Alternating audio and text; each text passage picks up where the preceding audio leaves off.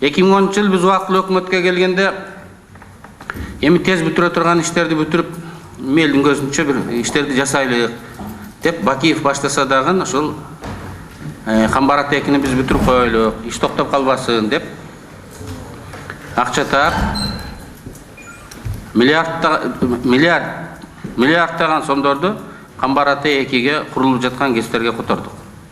Ошол эле кезде жогорку убактылуу өкмөт чечим кабыл алганбыз. 1 миллион сомдон ашык акчаны чет жакка же башка жакка которгонго өкмөттөн уруксат алып туруп гана которулсун деп чектөө койгонбуз. Анан ошол Камбар-Ата 2-ни куруп аткан компанияга миллиардтаган сомдорду котордук. Дароо эле алар иш жүрөт десе, иш жүрбөй эле мурунку карыздарга деп чет жактагы Максимдин фирмаларына тарс бөлүп которуп берген. Акча жок дейт, кечеле бербедик белек миллиард. Биз дейт которуп жибердик сырт жакка. Анан Алмаз Атамбаев жер тепкилеп, бу кандай биз Максимге акча бөлүп берип атабыз ушундай кыйын кезде. Силерди биз ГЭСти бүтүрсүн деп бергенбиз деп чаң тополоң салып, анан кийин иш козголгон. Абдан көп адамдар иш козголгон. Мен көп адамдар иш козголгон. Бирок 12-жылдын 12 октябрында об амнистии в связи с 20-летием независимости Кыргызской республики деп туруп баарын жоопкерчиликтен куткарып жиберген. 1 миллиард 230 миллион сом жөндө сөз кетип атат.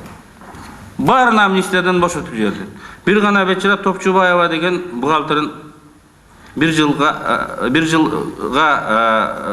кесип, анан 50 эсеп көрсөткүчү боюнча теге штраф салыптыр. 50 дегени бул 5000 сом деген сөз.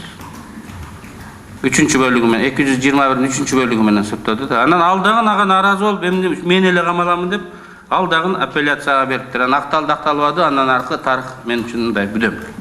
Акталып кеткен болуш керек. Кызыгы бул эмес.